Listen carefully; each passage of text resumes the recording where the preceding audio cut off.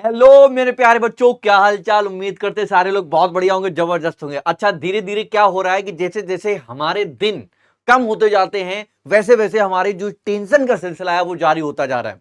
मेरे भाई, टेंशन नहीं लेना है, क्योंकि टेंशन से कभी किसी भी के काम अच्छे नहीं हुए। तो मेरा मानना क्या है कि आप लोग चिल होके जैसे पढ़ रहे हो ऐसे पढ़ते रहिए, क्योंकि पूरी साल तो आपने मजे ही उड़ाए थे। लेकिन लेकिन ऐसा माना जाता है कि अगर सही समय पर सही गाइडेंस, सही चीजें अगर मिल जाएं, तो हमें लगता है कि जो चीज आपने सोची भी नहीं थी वो भी आपको पूरी ना पूरी तरीके से मिल सकती है। तो जैसा कि आप लोग देख पा रहे होंगे कि हमारे पास केमिस्ट्री का एक पेपर है जो कि आपका ही पेपर है, यानी कि आपका हो सकता है, यानी कि जितने भी नंबर ऑफ क्वेश्चन आपके हो भी सकते हैं। यानी कि सारी की सारी चीजें आज इस क्लास में हम लोग सीखने वाले हैं कि किस तरीके से क्वेश्चन पूछे जाते हैं। आपके जो एग्जामिनर हैं, आपके जो पेपर सेटर हैं, आपके जो नंबर ऑफ टीचर्स हैं अच्छे अच्छे, वो किस तरीके से क्वेश्चन को पूछते हैं और क्या होता है वो तरीका जिससे हम उन क्वेश्चनों को कर सकते हैं। हालांकि आप सारे के सारे जानते हो, हमें बताने की कोई जरूरत नहीं है कि केमिस्ट्री कितने नंबर की आती है, पर चैप्टर का कितना वेटेज है और कितनी ही इंपॉर्टेंट केमिस्ट्री का रोल है। खैर, आइए देखते हैं, एक एक बात को जरा समझिएगा। अच्छा, ये केमिस्ट्री का पेपर है, इस तरीके से आपको देखने को मिल जाता है। अब आपको ओएमआर सीट पे है, ओएमआर सीट पे नंबर ऑफ क्वेश्चन के टिक गोले भरने हैं। कैसे भरने ये सारे बच्चे जानते हैं। हालांकि हमें बात क्या करनी है, केमिस्ट्री के नंबर ऑफ क्वेश्चंस की। तड़कते भड़कते एकदम गोरे काले पीले चिट्टे सारे के सारे क्वेश्चन हमें उड़ाने वाले।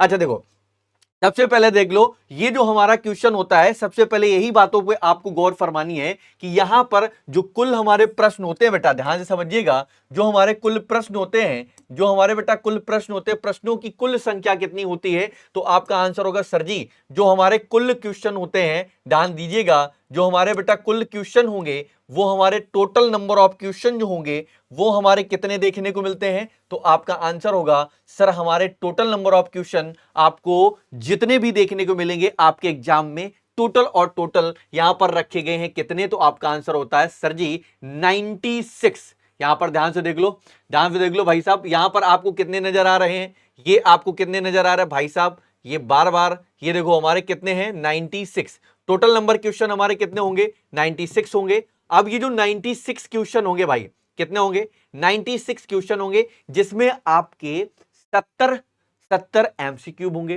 20 आपके थोड़े से कम बड़े वाले यानी कि कम नंबर वाले क्वेश्चन होंगे, 6 आपको दिख रहे हैं जो वो बड़े यानी कि जिसको आप अति लघुत्तरी लॉन्ग क्वेश्चन की कैटेगरी में कहते हो। सर 70 एमसीक्यू आते हैं, क्या हमें 70 के 70 करने हैं? इसीलिए कहते हैं सारी इंस्ट्रक्शंस जो आपके एग्जाम में मिले उन इंस्ट्रक्शन को आपको बहुत अच्छे तरीके से देखना है और पहले पढ़ना होता है। इसलिए आइए थोड़ी सी बात करते हैं हम किस तरीके से क्वेश्चन को उड़ाएंगे। आप देखो, ये ओएमआर सीट का आपका दायरा है, ये आप पढ़ लेंगे, बहुत ज्यादा आपको हम दिखा नहीं सकते, लेकिन आप फिर भी देखने का काम करिए सारे के सारे किस तरीके से हैं, है ना। यहां पर सारा का सारा खंड का ए बी सी सेक्शन है, उनको आप अच्छे से देख लेंगे किस तरीके से आपको एग्जाम में पूछी गई थी ये भी। अब देखो, यहां पर दायरा होता है पहला शुरू, पहला पड़ाव यहां से शुरू होगा। पहला पड़ाव बेटा जी आपका यहां से शुरू होगा पहले क्वेश्चन से, ध्यान से सुनिएगा। अब ये आपका आता है जो कि सेक्शन हमारा कौन सा है, तो आपका आंसर होगा सेक्शन फर्स्ट है। आपको दिखाई दे रहा है, विजुअल है या नहीं? ये हमारा सेक्शन कौन सा है, तो सेक्शन हमारा है, ये सेक्शन हमारा कैसा हो बेटा, ये सेक्शन हमारा, ध्यान से देखो ये लिखा सेक्शन ए। अब ये जो सेक्शन ए है इसमें हम लोग एमसीक्यू करेंगे। टोटल हमारे 70 क्वेश्चन होंगे, 70 में से सिर्फ और सिर्फ हमें 35 क्वेश्चन को ही उड़ाना होगा, यानी कि आपको जो आ रहे होंगे एकदम सॉलिड करिएगा। हालांकि माइनस मार्किंग नहीं होती है, लेकिन आपको करने कितने होंगे, सिर्फ और सिर्फ 35 क्वेश्चन ही करने हैं, बट सही करिएगा। देखो भाई, पहला क्वेश्चन कैसे ओमार में आपने गोले भरने, ये सारा का सारा पढ़ लेना। पहला क्वेश्चन पूछा गया है कि हमारा घनाकार क्रिस्टल में ब्रेवेज जालकों की संख्या कितनी होती है, तो आप सभी बच्चों को पता है number of Bravais lattice in the cubic crystal कितने होते हैं बेटा, 3 होते हैं, आपको पढ़ाया गया था। आगे देखोगे, निम्नलिखित में से कौन सा क्रिस्टलीय ठोस को पदार्थ को गुण नहीं दिखाता है, which of the one following is not property of the crystalline solid. हमारा पहला option is the wrong answer होगा, यानी कि ऑप्शन नंबर बी सेप मेल्टिंग पॉइंट होता है बेटा। आगे देखेंगे तो हमारे पास आता है नेक्स्ट पॉइंट हमारे पास, the efficiency of packing in a body centre, यानी कि ये बात कर रहा है बीसीसी लगभग समथिंग, तो आप लोगों को याद रखना ऑप्शन नंबर सी कितनी होती है, 0.68 0.68 समथिंग। ठीक है भाई साहब, आप चलते हैं आगे। अब अगर आप आगे चलते हो तो आपको ऑप्शन नंबर आगे देखने को मिल जाएंगे भाई साहब। कौन सा, जल्दी से देखो, जल्दी से देखो कौन सा क्वेश्चन देगा। क्वेश्चन नंबर 4, आपको क्वेश्चन नंबर 4 दिख रहा है, जो आप कहते हो विलायक के, यानी कि जो सॉल्वेंट होता है 1 केजी सॉल्वेंट में नंबर ऑफ सोल्यूट के पार्टिकल्स होते हैं सर, वो मोलैरिटी को दिखाता है। सर जो हमारी नॉर्मेलिटी होती है, नॉर्मेलिटी है ही नहीं, अच्छा मोलैरिटी, मोलैरिटी सेम बात करता है लेकिन वॉल्यूम की बात करता है। यहां पर हमारी किसकी बात करेगा, सॉल्वेंट की बात करें, सॉल्वेंट के 1 केजी में। ठीक है भाई, तो याद रखेंगे, सभी को पता है, फार्मूले सभी को पता ही है भाई। फार्मूले लिख दूं क्या, जल्दी बताओ, फार्मूले लिख दूं क्या? फार्मूले आप सभी को लिख देता हूं। फार्मूले आपको पता है कि यहां पर अगर हम बात करते हैं मोलैरिटी की, तो क्या स्मॉल m बराबर क्या होता है, जल्दी बोलो, जल्दी बोलो। डब्ल्यू बी अपॉन में क्या होता है, एम बी होता है, और डब्ल्यू ए का है में जाएगा भाई साहब, ये केजी में चला जाता है। अब यही अगर हमारा मोलैरिटी का होता, सर मोलैरिटी का होता capital M equal to W B upon में एम बी होता है, और यहां पर इनटू हो जाता वीटी, वीटी चला जाता लीटर में। अगर लीटर ना होता तो उस जगह पर क्या होता बाबू भैया, तो उस जगह पे कुछ और होता। आपको दिखाई दे रहा है, I think you should visual, नहीं विजुअल है तो ये ले भाई साहब, तेरे लिए, तेरी खातिर तो मैं बड़ा कर ही सकता हूं। ये देख, और बड़ा कर दिया ना, और बड़ा कर दिया, और बड़ा कर दिया। अब ये देखो, ये बात क्लियर होगी। आगे देखो, नेक्स्ट क्वेश्चन आपको देखने को कौन सा मिलता है, क्वेश्चन नंबर 5। क्वेश्चन नंबर 5 पूछा क्या है, निम्न में से कौन से अणुसंग गुणधर्म का उदाहरण है, यानी कि जो ये बात कर रहा है किसकी, कोलिगेटिव प्रॉपर्टी की। तो कोलिगेटिव प्रॉपर्टी हमारा है क्वथनांक मूल्यन, जिसको कहते हैं एलिवेशन ऑफ बॉइलिंग पॉइंट। एक एक चीज डिटेल में पढ़ाएगी, आप देख सकते हैं जाकर। फिर नेक्स्ट मिलता है, निम्नलिखित में से कौन सा आदर्श विलयन का उदाहरण। आपको यहां पर सॉल्यूशन चैप्टर में ही आपको देखने को मिलता है आइडियल एंड नॉन आइडियल, जहां पर आपको राउट लॉ को फॉलो करता है वो आइडियल है, जो नहीं करता है वो नॉन आइडियल है।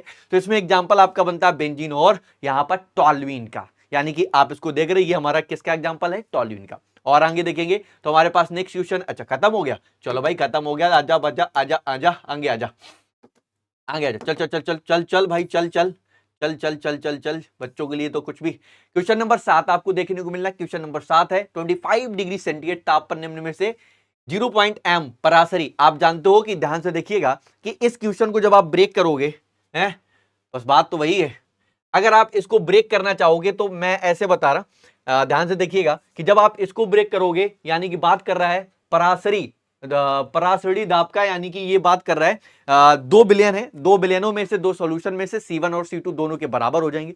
अगर दोनों आपके C1 और C2 कंसंट्रेशन दोनों बिलियनों की समान है, इसका मतलब आप लोग इसमें ब्रेक कराएंगे, आयन को ब्रेक कराओ, तो इसमें देखो KCl, के पॉजिटिव में Cl निगेटिव में टूटेगा, तो दोनों ही आपको देखने को मिलेंगे, एक पॉजिटिव एक निगेटिव। टोटल वेरिएबल कितने हैं, 2 हैं, ये टूटेगा नहीं, ये टूटेगा नहीं, ये दोनों को हटा दो, यहां पर कितना आया, आयन 2 आया, इसको ब्रेक कराओगे Ca डबल पॉजिटिव और आपका 2 मोड्स ऑफ Cl नेगेटिव, तो ये टोटल कितने में बना, 3, ये कितने में, 2, ज्यादा कौन सा है, CaCl2, तो option number first is the right answer. आगे बढ़ेंगे तो हमारे पास है फैराडे का, ये आप लोग चले गए, हाँ ये आप लोग चले गए नेक्स्ट चैप्टर में।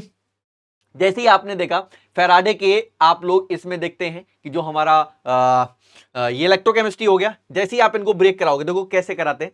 सबसे पहले आप लोग इसमें चेंज करवाइएगा, जो कॉपर है, कॉपर को पहले ब्रेक करिएगा, Cu double positive, Cu double SO4 double negative में ब्रेक होगा। अब आप लोग क्या कराएंगे, रिडक्शन कराएंगे, यानी कि Cu डबल पॉजिटिव से Cu में चेंज करना। कितने नंबर ऑफ फैराडे उसमें मिला, उसमें कितना कंजम्पशन हो रहा है, उसमें आप क्या कराएंगे भैया, डिवाइड करा देना, जितना भी वैल्यू आपको दिया जाए। खैर आगे बढ़े, ठीक है ना, तो ज्यादा कुछ कहोगे तो और सॉल्व करा दिया जाएगा, लेकिन आप आगे देखें, आगे देखेंगे तो हमारे पास है कि यहां पर पूछा गया है कि रेडॉक्स रिएक्शन में take place in the electrochemical cell. Electrochemical cell कैसे होते हैं, हमेशा पॉजिटिव ही लिए जाते हैं। अगर हम पॉजिटिव लेते हैं तो आपको पता ही है, अगर इलेक्ट्रोकेमिकल सेल हमारे पॉजिटिव होंगे तो सेल हमारा वर्किंग पे होगा, निगेटिव होगा सेल वर्किंग पे नहीं होगा। हमारे पास आता है नेक्स्ट, जिसको हम कहते हैं हाफ सेल। हाफ सेल में देखो ये दे रखा है बेटा, हमारे पास क्या दे रखा है, हमारे पास ये दे रखा है? क्या दे रखा है बेटा, ध्यान दे देना, ध्यान से देखना, ये दे रखा है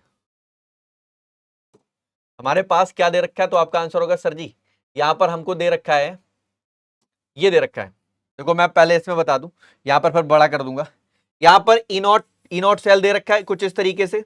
अब आप सारे जानते हो कि अगर हमारा एनोड पर क्या होता है, एनोड पर होता है ऑक्सीडेशन, ऑक्सीडेशन, ऑक्सीडेशन होता है, और कैथोड पर क्या होता है, कैथोड पर होता है रिडक्शन। क्या होता है बेटा जी, रिडक्शन होता है।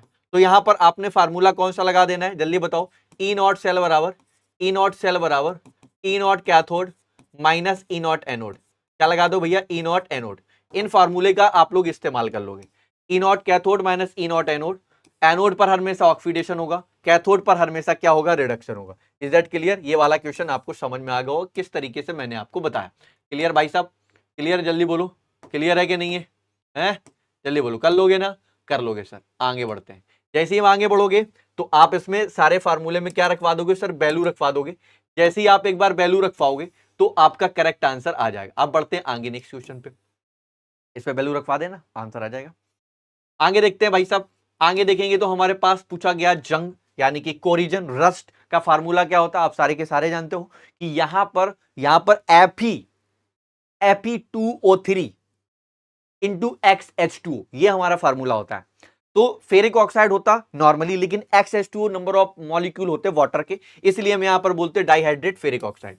आगे देखो, नेक्स्ट हमारे पास है सेतु लवण निम्न में से किसका उपयोग है, तो KCl का उपयोग माना जाता है, क्योंकि लवण सेतु जो शॉर्ट ब्रिज होता है, आपको गैल्वेनिक सेल जो आपने डेनियल सेल पढ़ा था उसमें हम बीच में क्या लगाते थे बेटा, लवण सेतु यानी शॉर्ट ब्रिज। शॉर्ट ब्रिज में हम कुछ नंबर ऑफ इनका यूज करते हैं ताकि उसको निरंतर धारा प्रवाह बनी रहे और सेल वर्किंग पे रहे। नेक्स्ट है हमारे पास किसी रासायनिक अपक्रिया वेग स्थानांक निम्नलिखित में किस पर निर्भर करता है, तो बेटा ताप पर निर्भर करेगा, टेम्परेचर पर डिपेंड करेगा भाई साहब, किस पर करेगा, टेम्परेचर पर। अब ये देखो भाई, आगे आ जाते हैं नेक्स्ट क्वेश्चन। टेम्परेचर पर इंग्लिश में पढ़ सकते हैं, the rate constant chemical reaction depends on which temperature. ठीक है भाई। आगे देखो, आगे आता है हमारे पास किसी रासायनिक अपक्रिया की दर की बात कर रहा है, किसकी बात कर रहा है, दर की। अगर हम दर की बात करें, किसकी बात करें बेटा, दर की बात करें, तो जो हमारी दर होती है जिसको आप रेट ऑफ रिएक्शन आर कहते हो, मोल लीटर इनवर्स और सेकेंड इनवर्स, आप देख सकते हो जाके, जहां पर आपको ये चैप्टर पढ़ाया गया था आपके अपने सेक्शन पर जाकर इनको देखिएगा, सारा का सारा मैंने पढ़ा कर रखा है, वहां पर देख सकते हो। नेक्स्ट आता है विद्युत क्षेत्र का प्रभाव कोलाइडी कणों का गमन करता है, तो आपको याद रखना है ये हमारा होता है इलेक्ट्रोफोरेसिस यानी कि वैद्युत कण संचलन। ठीक है, आगे आ जाओ। आगे आता है नेक्स्ट पॉइंट हमारे पास कौन सा है भाई साहब, देखो नेक्स्ट क्वेश्चन हमारे पास कौन सा है, नेक्स्ट क्वेश्चन हमारे पास है क्वेश्चन नंबर 17। क्वेश्चन नंबर 17 क्या कहता है, देखो लिखा है इन फिजिकल, अरे बड़ा हो जा भाई, और चलो चल, देखो क्या लिखा है, अरे यार ये तो आगे चला गया, ये वाला था, आ जाओ। लिखा हुआ है भौतिक अधिशोषण किस प्रकार पर, ये हमारा ये जो चैप्टर होगा प्रफ्ट रसायन है ना, उसमें आप लोग पढ़ने का काम करेंगे। एब्जॉर्प्शन क्या होता है, तो यानी कि अधिशोषण की बात करें है ना, किस बल पर कार्य करता है, तो वांडरवाल्स। अच्छा ये वांडरवाल यहाँ पर आपको बताए गए जितने भी हमारे क्या होते हैं बेटा, बल होते हैं, यानी कि जो हमारे एक एटम दूसरे एटम से जुड़े होते हैं, वो किस तरीके से जुड़े होते हैं, वो आयनिक हो सकता है, सहसंयोजक हो सकता है, वांडरवाल्स हो सकता है, और आपका हो सकता है हाइड्रोजन बॉन्ड। तो यहाँ पर आपको याद रखना है सर वांडरवाल्स। इसके बाद आगे बढ़ते हैं एंजाइम। एंजाइम एक प्रकार का प्रोटीन होता है, ऑल प्रोटीन्स आर एंजाइम, ऐसा बोलोगे नहीं, ऑल एंजाइम्स आर प्रोटीन, सभी एंजाइम प्रोटीन हो सकते हैं लेकिन सभी प्रोटीन एंजाइम नहीं हो सकते। ये सारी की बातें डिटेल में कर लेंगे जब हम पढ़ेंगे बायोमोलिक्यूल। आगे देखते हैं तो हमारे पास नेक्स्ट आता है, नेक्स्ट है वह पदार्थ जो जल का प्रफ्ट तनाव सरफेस टेंशन कम कर देता है, वो आपका आंसर होगा सरफेस टेंट। ठीक है भैया, प्रफ्ट सक्रिय, जिसको निम्नलिखित में से कौन सा लायोफिलिक कोलाइडी है। अब ये कोलाइडी नहीं है तो आपको याद रखना कोहरा, जिसको आप फॉग कहते हैं। क्या कहते हैं भाई साहब, फॉग कहते हैं। नाउ द नेक्स्ट क्वेश्चन आपको देखने को मिले, भाई साहब बहुत सारे क्वेश्चन है, सारे के सारे उड़ाने हैं, जल्दी जल्दी स्पीड बढ़ा रहो। अयस्कों में से प्रगलन में गालक का कार्य करता है, यानी कि the function of the flux in smelting of the ores into, तो आपको याद रखना है जिसको आप कहते हैं अवकरण, हिंदी थोड़ी सी कठिन है, अवकरण करवाना यानी कि रिडक्शन का मतलब होता है ना, जिसको आप लोग कहते हैं फेलिसिलिटिक रिडक्शन। नेक्स्ट आता है हमारे पास है थर्माइट विधि का अवकारक है in thermite process the reduction agent, तो आपको याद रखना है aluminium. Now the next, copper धातु निष्कर्षण निम्नलिखित में से किस अयस्क द्वारा होता है, तो आपको याद रखना है कॉपर पाइराइट। ठीक है भाई साहब, कॉपर पाइराइट करेंगे। निम्नलिखित में से कौन सी धातु अयस्क विधि यानी कि सोडियम साइनाइड तनु विलयन उसके कारक में कार्य करती है, तो याद रखना, बहुत बढ़िया क्वेश्चन है। Which of the following metals of the obtained by reactings of the earth with dilute solution of sodium cyanide. तो आपको आंसर याद रखना है जिंक। अच्छा, बहुत ज्यादा डिटेल, थोड़ा सा हम लोग पेपर को सॉल्व कर रहे हैं, ना कि हम सारे के क्वेश्चन करा रहे हैं, तो ध्यान दीजिएगा। ठीक है भाई। नेक्स्ट आता है अमोनियम गैस निम्नलिखित में से किसके द्वारा सुखा लिया जाता है, शुष्क बना लिया जाता है। तो आपको याद रखना है कैल्शियम ऑक्साइड, नॉर्दर्निक्स, फास्फोरस एक अणु है, P4 को हम फास्फोरस के अणु कहते हैं। निम्नलिखित में से कौन सा कम वाष्पशील है, तो आपको याद रखना लीस्ट वॉलेटाइल की बात कर रहा है, तो आपको याद रखना है H2Te, हाइड्रोजन टॉलिनियम। नेक्स्ट आता है हमारे पास निम्नलिखित में से कौन सा हाइड्रोजन बंध नहीं बनाता है, तो HCl आप सारे के सारे जानते हो। जिसमें हाइड्रोजन बंध होता है वो हमारा खून हो सकता है। ठीक है भाई, आगे चलते हैं। नाउ द नेक्स्ट आप देखेंगे तो हमारे पास नेक्स्ट क्या होगा, नेक्स्ट हमारे पास होने वाला है कुछ और। अब देखो निम्नलिखित में से कौन सा शून्य अतिरिक्त सर्प ऑक्सीजन अवस्था प्रदर्शित करता है। Which of the following exhibit only the oxidation state except zero. तो आपको याद रखना फ्लोराइड, सॉरी इसको क्या कहते हैं, फ्लोरीन। आगे आते हैं हमारी जीनॉन फ्लोराइड, आप सारे के सारे जानते हो, ये हमारा जीनॉन जो है इनर्ट गैसेस की कैटेगरी में आता है। इनके ऑक्टेट पूरी तरीके से फुलफिल होते हैं और ये एक रैखिक संरचना बनाते हैं, है ना। आगे बढ़ते हैं, ये एक लीनियर होंगे। जलीय घोल में निम्नलिखित में से कौन सा आयन रंगीन है, तो आपको याद रखना है वेंडियम की पावर प्लस के 3। ये सर रंगीन वाला बड़ा अच्छा क्वेश्चन है, अब D&F ब्लॉक में जाके देख सकते हैं, बढ़िया तरीके से समझाया गया। जब भी रंगीन बनते हैं तो याद रखना उनकी आउटर सेल से जो नंबर ऑफ इलेक्ट्रॉन गए, फिर उसकी आउटर सेल देखो, अगर पूरी तरीके से फुलफिल नहीं है तो वो अपने आप में कैसे बनाएंगे, कलरफुल, यानी कि वो एब्जॉर्प्शन कर लेते हैं। हाल हम चलो ज्यादा डिटेल नहीं करेंगे, आगे बढ़ते हैं। संक्रमण का मतलब क्या होता है, जो ट्रांजिशन एलिमेंट कौन होते हैं, डी ब्लॉक का पहला यानी कि थर्ड ग्रुप का, और देखोगे तो पहला स्कैंडियम ही देखने को मिलेगा। आगे बढ़ते हैं, और आगे बढ़ेंगे तो और आगे हमें देखने को मिलता है निम्नलिखित में से, अरे भाई कहां गए, ये हो गया, इधर आ जाओ, ये भी हो गया, और आ जाओ, और भी अपने पास देखो क्या लिखा हुआ है, निम्नलिखित में से कौन सा विद्युत का अच्छा सुचालक है। तो याद रखना सबसे अच्छा कौन सा होता है, तो अपने आप में हमारा Ag है। Au भी बहुत अच्छा होता है, लेकिन सिल्वर को सबसे अच्छा माना जाता है। आगे आ जाओ, पीतल जो है, पीतल भाई साहब कॉपर और जिंक को मिला दिया जाए तो पीतल बनता है, पीतल देखा भी होगा। आगे देखते हैं सभी लिगेंड कैसे होते हैं, तो आपका आंसर होगा सर लुईस लुईस एसिड के तरीके भात काम करते हैं। तो जो लिगेंड होते हैं, लिगेंड का मतलब होता है वो लॉन पेयर को देते हैं, किसको, सेंट्रल मेटल एटम को। तो खैर आगे की बातें हैं ये। क्लोरोफिल में उपस्थित रहता है, तो आपका आंसर होगा सर मैग्नीशियम उपस्थित होता है। और आगे बढ़ोगे तो हमारे पास नेक्स्ट पॉइंट मिलता है देखने को, जिसको आप लोग क्या कहते हैं भाई साहब, देखो देखो देखो देखो देखो क्या कहते हो, देखो हमारे पास क्या लिखा है, जिसको आप लोग कहते हैं CuH2 का होल ऑफ 4 की पावर +2। इसकी आकृति पूछी जाती है तो ये हमारी अपने आप में कैसी है, वर्ग समतली मानी जाती है, यानी कि स्क्वायर प्लेनर है। इसमें एक हम आपसे क्वेश्चन पूछ रहे हैं, जल्दी से बताना कमेंट में इसका हाइब्रिडाइजेशन कितना हो। ठीक है। नेक्स्ट आता है कि हमारे पास जटिल यौगिक है, क्या जलीय विलयन में आयनों की संख्या कितनी होगी, तो आयन तो आप देख ही सकते हैं कि यहां पर दिख तोड़ोगे माइनस का, ये भी कितने जाएंगे, 3, तो 3 आंसर हुआ। आगे देखो निम्नलिखित में कौन सा ध्रुवीय है, यानी कि नॉन पोलर की बात पूछ रहे हैं। पोलर और नॉन पोलर डालोगे मेरा नाम YT पे तो आपको मिल जाएगा, मैंने आपको बहुत अच्छे से समझाया है। यानी कि ये आपके कैसे होंगे बेटा, सिमेट्रिक वे में होंगे। सिमेट्रिक कभी भी आपका नॉन पोलर नहीं होता है। तो हमारा क्या होगा, कार्बन टेट्राक्लोराइड। नेक्स्ट हमारा आ सकता है क्लोरोफॉर्म नाइट्रिक अम्ल से क्रिया करके क्या बनाता है, क्लोरोपिक्रिन, यानी कि क्लोरोपिक्रिन क्या होता है, CCl3 और यहां पर बना लेगा NO2 के साथ। ठीक है भाई, आगे आ जाओ। अब आ गया हमारे पास कौन सा, ये क्वेश्चन खत्म। 40 के बाद और आगे चलेंगे, इसका IUPAC पूछ दिया भाई साहब, IUPAC तो हमें पता है, आप यूं ही कर लेते हो। IUPAC आप देख पा रहे हो, यहाँ पे देखोगे 1 2 3, तो यहाँ पर 2 पे आया, तो 2 ब्रोमो 2 पे आया, 2 ब्रोमो 2 इथाइल और प्रोपेन, है ना, 2 ब्रोमो 2 मेथिल और प्रोपेन। ठीक है भाई, आगे देखो, और आगे देंगे तो हमारे पास नेक्स्ट है, ये हमारे पास देखो, ये हमारा हेलो एल्केन और हेलो एल्केन और हेलो एरीन चैप्टर है। इसमें आपने पढ़ा था SN1 SN2, ये हमारी न्यूक्लियोफिलिक सब्स्टिट्यूशन रिएक्शन के कैटेगरी में आती है। ये हमारा न्यूक्लियोफाइल OH नेगेटिव आ जाएगा, अटैक करेगा, भगाएगा, खुद की जगह ले लेगा। तो इसका मतलब ये उस जगह पर क्या बनेगा, न्यूक्लियोफिलिक सब्स्टिट्यूशन के कैटेगरी में जाएंगे। नेक्स्ट आता बेटा, निम्नलिखित में कौन सा निश्चेतक के रूप में काम करता है, क्लोरोफॉर्म। क्लोरोफॉर्म सुंघाओ, इसके बाद आप लोग ऑपरेशन वगैरह इन सब चीजों में इसका इस्तेमाल कर लेते थे पहले। अब हालांकि में बहुत सारी चीजें आ सकती, आयोडोफॉर्म हो नहीं सकता, मीथेन हो नहीं सकता, ये तो फल पकाने में, फलों को पकाने में एसिटिलीन का इस्तेमाल करते हैं। तो इन सभी का इस्तेमाल आप लोगों को पता होना चाहिए। वैसे दैनिक बातें हैं ये, खैर कोई बात नहीं, आप लोग होशियार हैं, कोई बात नहीं, आज नहीं कल तो होशियार और बन जाएंगे, पढ़ते रहिए बस लगातार।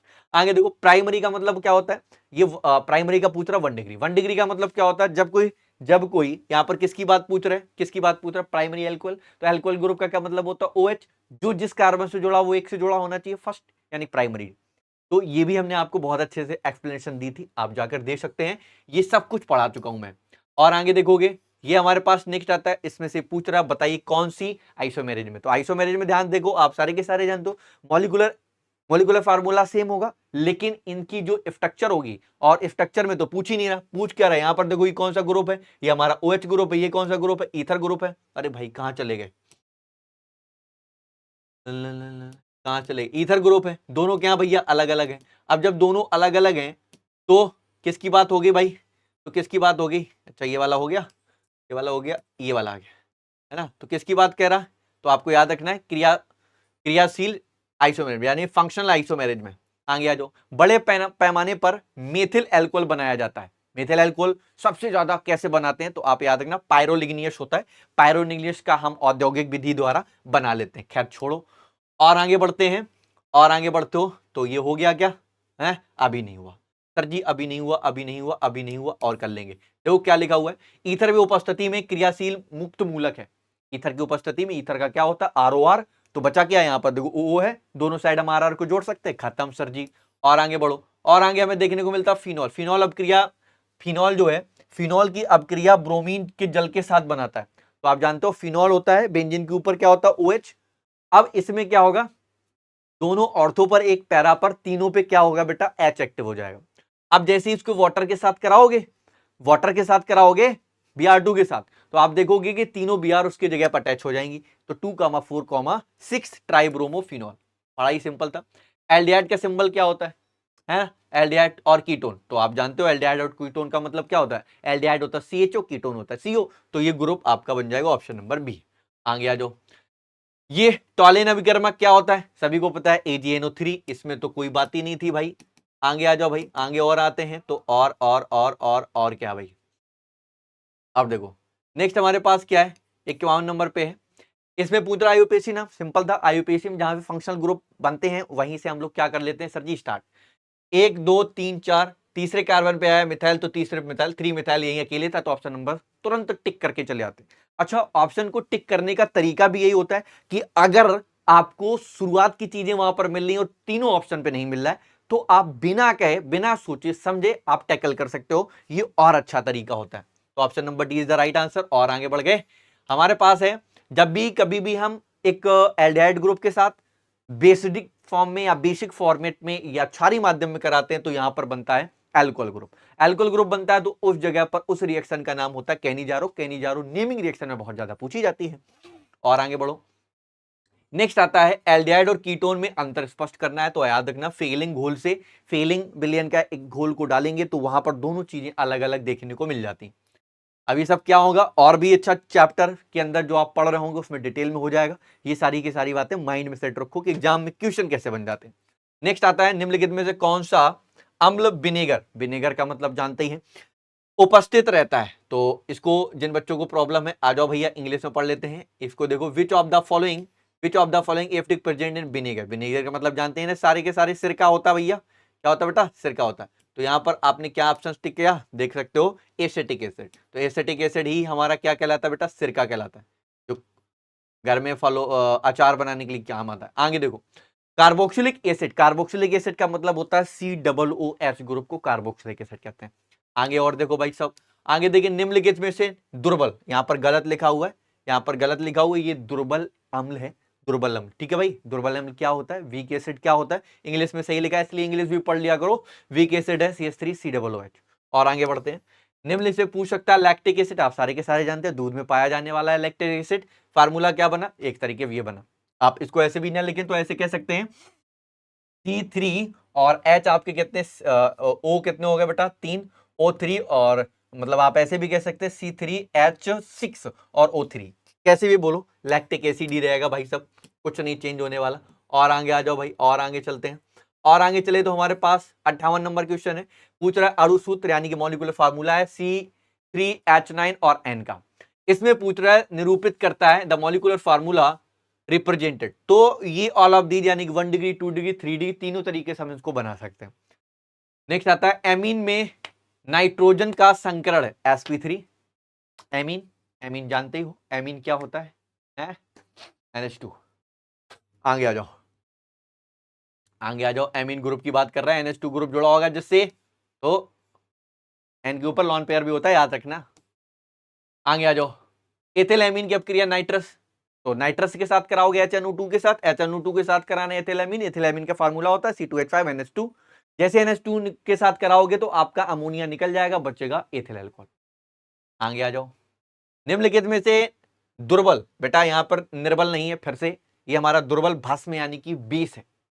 इसका मतलब क्या हुआ सर? अमोनिया। ये आपको याद रखना, NH के साथ आप H को देखकर हमेशा याद रखियो सर ये क्या हो सकता है, तो तुरंत बताते हो मेरा भाई, ये सीधे बोलते बच्चे कि सर एसिड है, एसिड है, एसिड है। लेकिन ब्रॉन्स्टीन लॉरी का आपने रूल पढ़ा होगा क्लास 11th में, तो उस जगह पे अमोनिया को बहुत अच्छा डिस्क्राइब किया जाता है। ठीक है, खैर कोई बात नहीं, नहीं पढ़ा तो अच्छी बात है, अब पढ़ लिया, आज पता चल गया अमोनिया क्या है, एसिडिक और बेस। आगे आ जाओ, 65 नंबर, सुक्रोज का जल अपघटन कहलाता है, क्या कहलाता है बेटा? इन्वर्जन कहलाता है। नेक्स्ट देखो, एमिनो अम्ल में पाया जाने वाला सक्रिय समूह क्या है? सक्रिय का मतलब समझते हो, है ना? रिएक्टिव, रिएक्टिव कौन सा ग्रुप होगा आपको याद रखना है, ये हमारे पास होगा बोथ COOH और आपका एमीन, दोनों ग्रुप। निम्नलिखित में से कौन सा साधारणतः शरीर में नहीं बन पाते हैं? विटामिन में, विटामिन बाहर से ही लेने पड़ते हैं। और आगे देखो भाई, आगे आता है हमारे पास क्वेश्चन नंबर 65। 65 में आपको क्या याद रखना है? नाइलोन, नाइलोन जानते हो ना, नाइलोन के कपड़े भी आते हैं। ये आपको चैप्टर नंबर वो कौन सा है? पॉलीमर्स, पॉलीमर्स में पढ़ाया जाएगा। और आगे चलते हैं भाई, और आगे चलते हैं, और आगे चलते हैं, धीरे धीरे कदमों से हम एंडिंग की तरफ बढ़ते हुए और करते हैं। शिवम सर का सहारा हुआ, धीरे धीरे धीरे धीरे, और आगे आ जाओ। आगे देखते हैं हमारे पास पहला औद्योगिक रूप में संश्लेषित रबर कौन था, यानी कि first industry synthesise the rubber is, ओहो, methyl rubber, buna rubber, buna N rubber और ब्यूना एस रबर, ये सारा का सारा आपको वहीं पढ़ाया जाएगा। और ये सारे के सारे बिल्कुल नहीं होते, ठीक है ना। फिनॉल निम्न में से किस की निर्माण में प्रयुक्त किया जाता है? तो ये आपका आंसर होता है बेकेलाइट, ठीक है। और आगे चलते हैं, निम्नलिखित में से कौन सा दवा बुखार कम करता है? तो है ये आपको पढ़ाए गए होंगे, तो आपको याद रखना एंटीपायरेटिक, इन सब का इस्तेमाल कम करने में आता है फीवर। आगे आ जाते हैं, एंटीबायोटिक, एंटीसेप्टिक, ये सब आपको कौन पढ़ाएंगे? आपके बायो वाले सर, आपके अमन सर बहुत तगड़ा पढ़ाएंगे, पूछ सकते हो वहां जाके। निम्न में से प्राय किसका उपयोग परीक्षक के रूप में किया जाता है? सोडियम बेंजोएट, सोडियम बेंजोएट का फार्मूला जानते ही हैं आप सारे के सारे। और आगे बढ़ते हैं, हमारे पास ब्रांड स्पेक्ट्रम एंटीबायोटिक, यानी कि ब्रांड स्पेक्ट्रम एंटीबायोटिक इज हमारी क्या होती है? पेंसिलिन, पेंसिलिन होती है बेटा, ठीक है। तो ये हमारा हुआ 75। अब देखो, ये थोड़ा सा आपका काम होगा, है ना, कुछ हमने पढ़ा दिए हैं, कुछ नहीं पढ़ाए हैं। ये सारे के सारे क्वेश्चन देखो, ये सेक्शन हमारा बी है। ये जो सेक्शन बी है, ये सेक्शन बी क्या कहता है कि टोटल हमारे पास क्वेश्चन नंबर होंगे कितने? 20 होंगे। इनको कहते हैं लघु उत्तरी। ये कैसे होंगे बेटा? शॉर्ट आंसर होंगे। और प्रत्येक क्वेश्चन आपका कितने नंबर का है? 20, सॉरी टोटल हमारे कितने का है? टोटल हमारे 20 है, यानी कि वो हमारा 10 का मल्टीप्लाई बाई 2, यानी कि 10 क्वेश्चन करने हैं।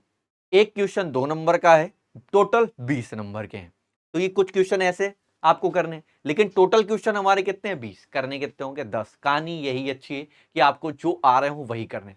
तो इसमें टोटल और टोटल वही सारी की चीजें हैं जो आपको पढ़ाई गई होंगी। जो चैप्टर में नहीं अभी पढ़ाया गया है वो आपको धीरे धीरे पढ़ा दिया जाएगा, ठीक है ना। तो ये थ्योरी वाला पार्ट है, इसमें बहुत ज्यादा बातें हम लोग नहीं करेंगे, ठीक है, ओके। तो अभी तो हमारा काम है सिर्फ और सिर्फ आपको पेपर एनालिसिस कराना। कहोगे तो सारी की सारी चीजें आपको बना दी जाएंगी। आगे देखो, आगे देखो, वही 13 से लेके 20 तक और है, जिसमें आपके संक्रमण और ये आप देख रहे हो, ये हमारा कहां देखने को मिलता था? डी ब्लॉक ऐप ब्लॉक का चैप्टर वहां देखने को मिलता था, ये हमारी कुछ रिएक्शन आपको देखने को मिल गई। तो ये सारे के सारे चैप्टर देखो, ऑर्गेनिक का भी आपको पार्ट देखने को मिला। तो इस तरीके से छोटे छोटे क्वेश्चन 2 नंबर के लिए रूप में पूछे जा सकते हैं, छोटे छोटे ही क्वेश्चन आते हैं। अब देखो यहां पर सेक्शन नंबर इसी का आप देख पा रहे होंगे, ये हमारे दीर्घ में आ जाता है, ये उसी सेक्शन में ही है। ये दीर्घ में जो आए हैं वो 21 से लेके 26 क्वेश्चन है, 21 से लेके 26 क्वेश्चन है, जो प्रत्येक क्वेश्चन मतलब टोटल 5 क्वेश्चन है। उन 5 क्वेश्चन में आपको टोटल 6 हैं, लेकिन करने 5 होंगे, है ना। टोटल करने कितने होंगे, 5 करने होंगे। प्रत्येक क्वेश्चन आपका 3 नंबर का होगा, टोटल 15 नंबर के होंगे। आप देख सकते हो इसमें वही सारी चीजें थोड़े से लॉन्ग होंगे। ये फास्फोरस फैराडे का नियम है, अपक्रिया आणविकता, ये सब तो हम पढ़ा चुके हैं। कुछ ये चैप्टर हैं, ये हमारे पी ब्लॉक का भी नहीं पढ़ाया, उसमें आपको देखने को मिल जाएगा। तो इस तरीके से आपको देखने को मिल जाता है, ठीक है मेरे राजा। चलो भाई और चलते हैं, और आगे देखो, और आगे और आगे।